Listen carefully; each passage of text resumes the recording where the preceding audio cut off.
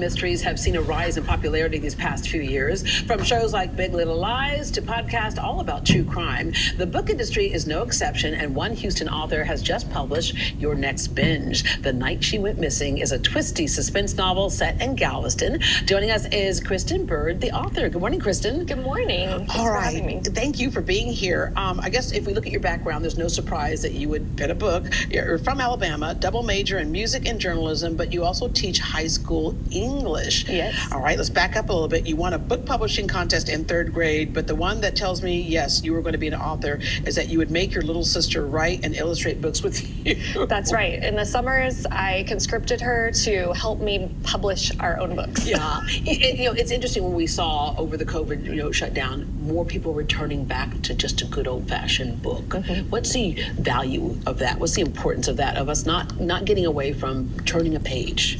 I think that holding a book in your hand allows you to feel something visceral and a connection to the author in a different way. And it also reminds you of libraries and bookstores and places you might not be able to go, but you can enjoy through the book. Yeah, and what I love about books is that they don't do all the work for you, right? We basically have a collaboration with the author in terms of visualizing things, or whatever experiences in that book, we can relate to that with our own experiences as well. Okay, you're a mother, wife, and a teacher. How do you have time to sneak off and write a book? I have a very supportive partner in my husband, and my kids also got older. This was much harder when they were very young, but now my twins are 9 and my oldest daughter is almost 12, so that helped a lot. But I do a lot of my writing in the summers and during holidays, and then I'll do some revisions during the school year when I don't have to quite come up with the creativity quite as much. All right, The Night She Went Missing. How did you get the idea for this? Because every book starts with an idea, right?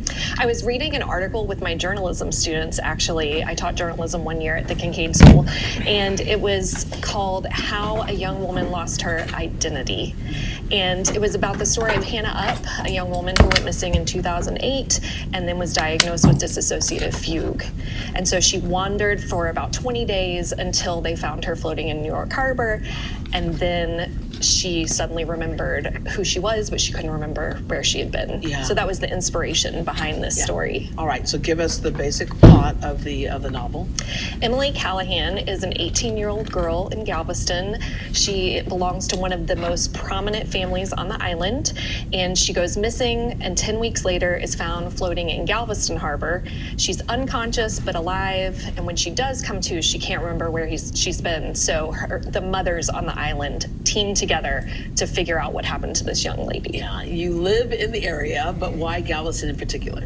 I actually got to live in Galveston from 2005 to 2008, and I taught on the island while I was there, so I was around a lot of teenagers during that time, and I always thought it would be the perfect setting for a mystery because there are so few ways to escape the island.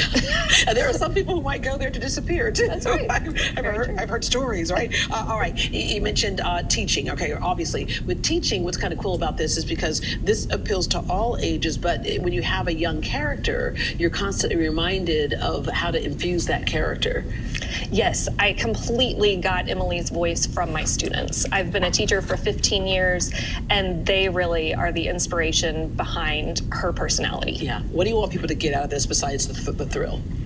I hope that they see the heart of the mothers, because really the central core of the novel is how far will mothers go in order to protect their children, even if maybe they shouldn't be protecting them. Okay, there you go. Okay, there's a sermon in that somewhere. What's next for you? I come out besides going back to class to teach, right? Yes, in just a few minutes. Yeah.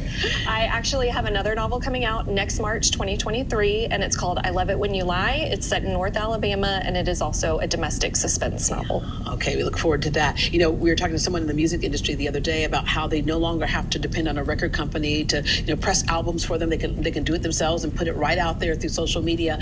The book industry has changed a lot as well, where people who always wanted to write a book and get it published used to have to rely on the big publishing houses, right? We can do that today. What's your best advice for somebody who's wanting to write a book? Keep and writing. We get that question a lot, by the way. Yeah, keep writing, because I think that sometimes it's a numbers game. You've got to put in the time, put in the effort, and get the novel finished, which is the the most important part. Yeah, because a lot of people don't ever finish because or don't even Exactly. start because they keep thinking about the Exactly. finish at the Yeah. end of it.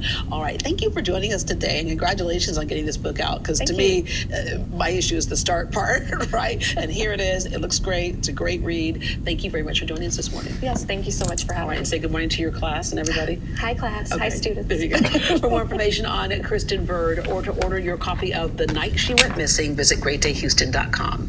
When we come back, checking out Houston by Bike and for charity.